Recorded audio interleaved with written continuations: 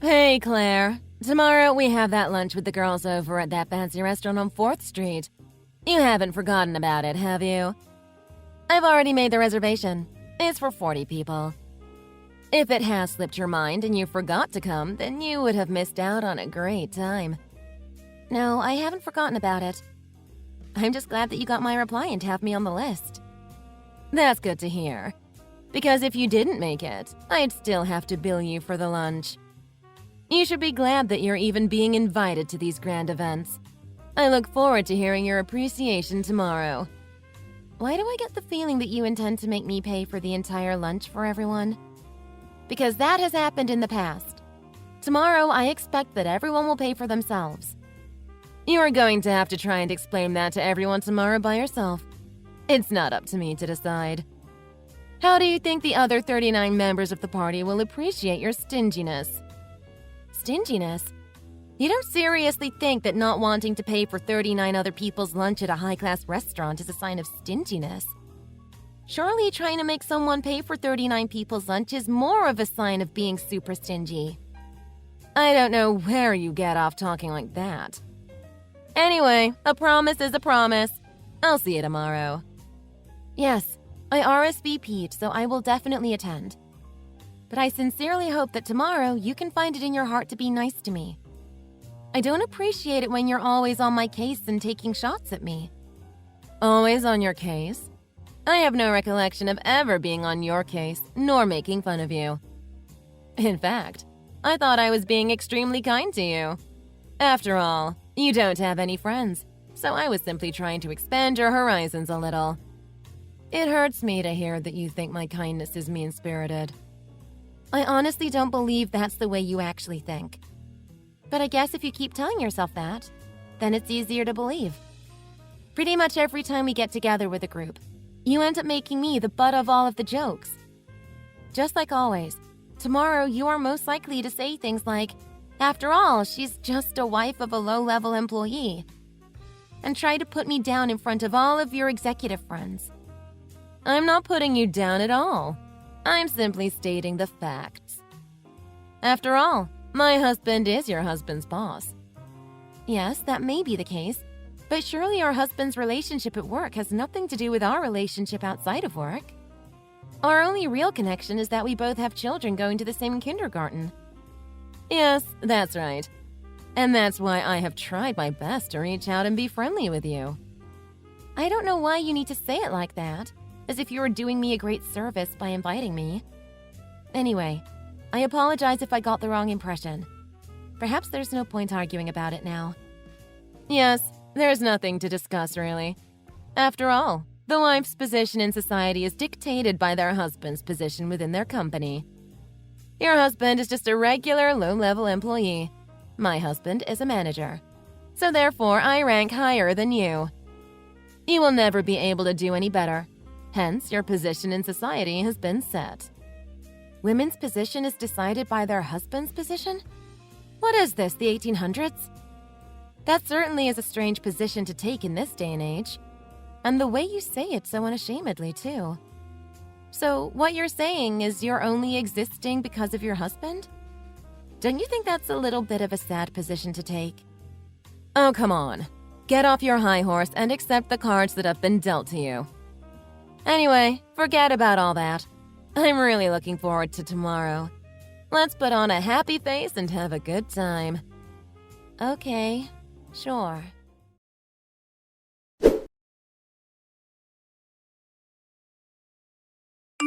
Hey, Claire. I just heard that you're coming to the lunch tomorrow. Is that true? Yes, that's right. Sarah invited me a few days ago, and she was so persistent that I attend that I gave in and said okay. I really don't want to go, but I've already committed. You know I don't like to break promises. You know what's gonna happen, don't you? The same as always. Sarah is going to have a grand old time making fun of you in front of everybody. Yes, she never changes. I know I can put her in her place if it gets too out of hand. You should! You so should! The sooner you let her know the truth, the better it will be for you. I can't wait to see the look on her face when she learns the truth. Please make sure that I'm in the room when it happens. Please? Yes, I can imagine it too. But I'm not a big fan of cutting people down. I guess if it gets too out of control, then maybe I can say something to her in private. But for the moment, I think it's just easier to let her have her fun and get over it. I guess if that's the way you want to handle it, there's nothing I can say. Anyway, I'll see you at lunch tomorrow. Not that I really want to go anyway. I mean, it's 40 people. That's a lot. It's going to be way too rowdy. Then on top of that, $100 a head? Who can afford to pay that much for lunch? Sarah did say it was at a classy restaurant, but she never mentioned the actual price until the other day. I normally don't spend that much on lunch all month. Don't worry. I'm pretty confident that Sarah is going to try and make me pay the whole bill again anyway. Maybe she's done that in the past, but tomorrow you don't have to worry about anything like that. After all, everyone has already paid for their lunch. What do you mean, you've paid already? You know, it's a set course, and the price is fixed. So everyone has already given the money to Sarah in advance. She already has the entire bill covered. That's 40 people at $100 each. You do the math. That's interesting. She hasn't mentioned anything about that to me. Really? Do you mean to say she is going to let you eat without paying? How lucky for you! No. I have a funny feeling that's not what she has in mind. I'm pretty sure that she's going to try and make me pay the entire bill myself. And then she'll simply pocket the money she collected from you guys for herself. No way! You mean she just outright steal from us? So, hang on. Not including you and her, she has collected $100 from 38 people. That's almost $4,000 that she's collected from us. What does she plan to do with that money? Perhaps I'm wrong. Perhaps she simply forgot to tell me that we were supposed to pay in advance. I'm sure we'll find out tomorrow. If it turns out that she is trying to keep the money for herself, the truth will come out pretty soon. Well, whatever happens, just remember that we all have your back. Sarah has been pretty rude to most of us in the past. She thinks she's so important because of her husband's position and treats us all like her slaves. We all hate it when she starts belittling you in the way she does. Thanks for all of your support. I really appreciate it. Not at all. I just wish we were in a better position to tell her off. But if we do that, then it will only make things tough for everyone, our kids included. Exactly. She doesn't seem like the type of person who would take criticism very well. It's best to just roll with it and let her think she is right. You are so cool-headed. That's what I love about you. Anyway, I'll see you tomorrow. Yes. Thanks for the info. I'll see you tomorrow, too.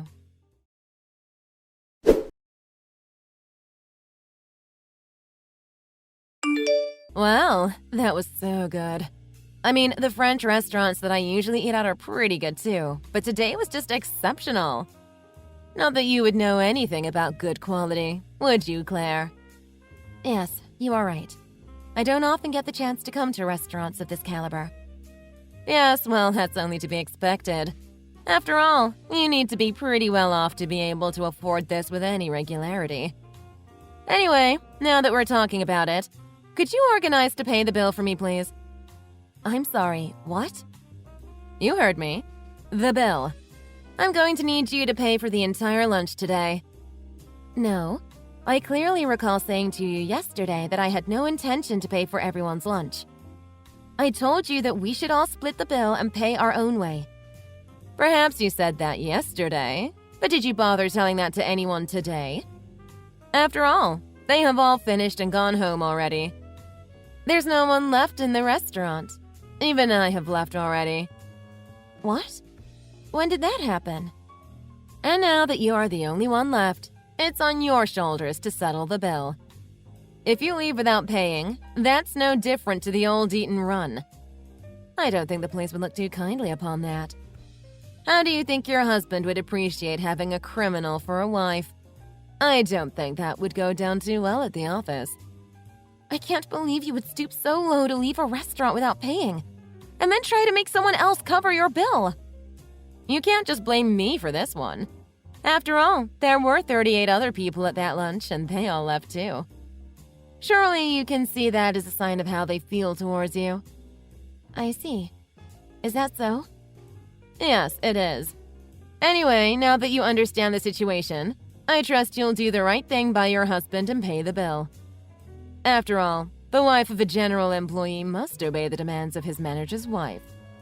Okay, I'll pay the bill. I'm just going to have to take it out of your husband's pay for this month. What? Let me see. It was a set lunch for 40 people at $100 a head. That makes it $4,000 without the tip. I'll just factor in 15% on top of that. I will arrange for it to be deducted from his pay. But Sarah, I will need you to explain to him where the money went to. You're okay to do that, aren't you? Hang on. Have you gone insane? Perhaps a wine or two too many at lunch? You and I both know that your husband doesn't have the ability to adjust anyone's pay. Yes, you are right. My husband doesn't have the right, but I do. Now I know you're on something. You're frickin' high. Get real for a moment. You're a full-time housewife. I don't know why you're trying to act so high and mighty. I'm not trying to do anything. The truth of the matter is, I am the CEO of the company our husbands work at. What? Yes, so therefore your husband and mine are both my employees. So at the end of the day, I am the one who decides salaries. Is what I'm saying starting to make sense? No, you're still not making any sense. How can that be possible? It's a little bit more than unbelievable, so you'll understand why I'm doubting you. Yes, I do understand why you would have your doubts. Hang on a moment and I will send you some proof.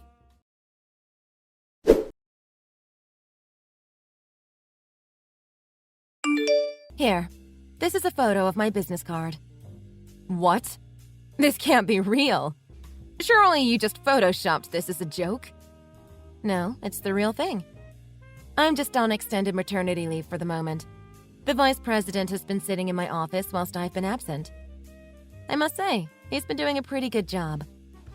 I'm pretty sure that your husband is aware of the situation. After all, he's been there for quite a while. Perhaps you would better check with him when you see him tonight. Well, let me think. So if this is true, you are Gary's company president? Is that what you're saying? Yes, that is correct. In fact, I already contacted him about the reduction in pay for this month. You didn't? Let's just say he wasn't very impressed. He didn't really know what to say, though. Firstly, he was rather surprised that his own CEO had children attending the same kindergarten as his own children. Hang on. That has nothing to do with it. It would appear that you lead a very different, more subdued lifestyle at home, don't you? He was very surprised to hear how you act when you're off the leash and free to roam. No? What else have you been telling him? What else did he say? He didn't say anything about separation or divorce, did he? Well, he didn't go into any particulars, but it wouldn't surprise me if the thought had crossed his mind. After all, it is pretty embarrassing that his wife would try to steal money from her supposed friends. What's that you said? Come on, Sarah. It's time to stop playing dumb. I'm fully aware that you had already collected money from everyone for lunch today. That's why everyone left without paying anything today. They had already given you their money.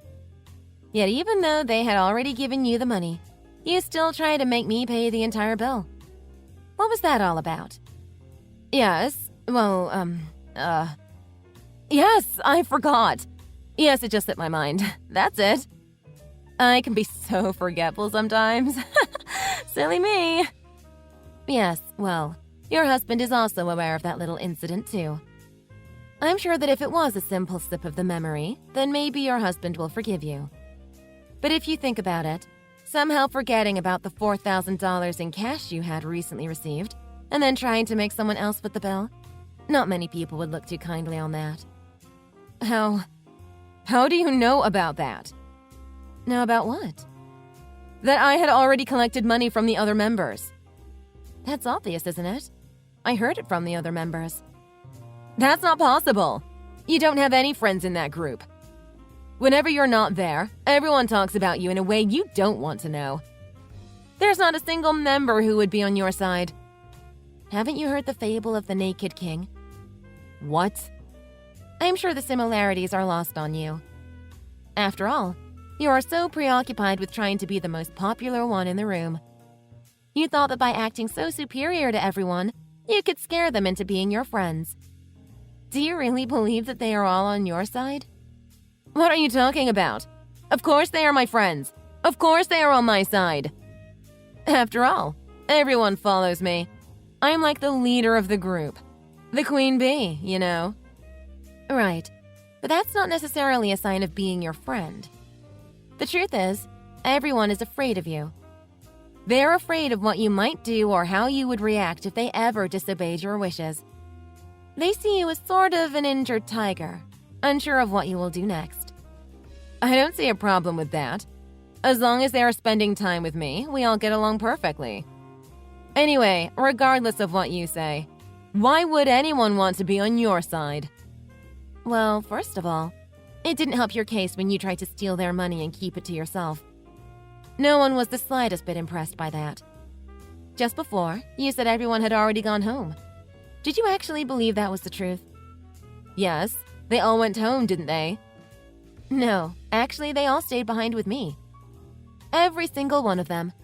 We're all here except for you. They're all waiting for you to come back and return their money to them. You traitors! Every one of you are lousy, backstabbing traitors! Say what you like, but if you don't come back right now, I will have to call the police. Okay, wait. I'll come back right now. I'll do anything. I'll beg. I'll grovel if you want me to. Just don't call the police. Come on, give a girl a break.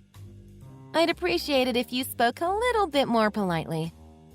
After all, I am the CEO of your husband's company. I'm sorry. Please, allow me to make it up to you. Please don't call the police. That's better. Now, please get yourself back here with everyone's money. If you agree to repent and beg for forgiveness in the middle of the car park and shout out your apology for everyone to hear, perhaps we can forgive you. I expect you to be here within 30 minutes. You'd better hurry up. The clock's ticking. You don't have to be that pushy. I'll be there straight away. I'll apologize. But I'm going to need a little more than 30 minutes to get there. I don't know what you're talking about. How do you have the right to make demands to me? After all, I am your superior in life, isn't that right?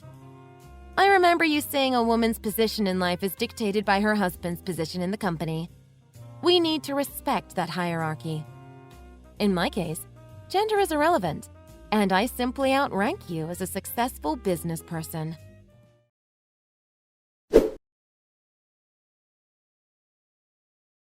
Sarah was able to get back to the restaurant in 28 minutes. Immediately, she was on her knees crying and begging for our forgiveness. We could tell she was sincerely apologetic. I guess it is important to her to keep her social status high and really wanted to be forgiven. She was able to return the $100 to every member. But it turns out that she had already spent the money she had collected previously. She had to stop by the bank and take out a loan to pay everyone back. That's why she needed some more time. As for her husband, it turns out this was the straw that broke the camel's back, and he decided to file for divorce. He even got custody of his daughter, after citing numerous ways Sarah was manipulative and neglectful in her child-rearing. After the divorce, Sarah was unable to curb her spending habits and kept racking up large amounts of debt. In the end, without any means to repay the money, she simply left town and disappeared. I guess, after all, she finally realized that she had burned all of her bridges in town. And with no one left to turn to, the best thing to do was to try starting a new life somewhere far away. Since she left town, our circle of kindergarten friends actually enjoy having our regular get-togethers. Of course, we all pay for our own lunch.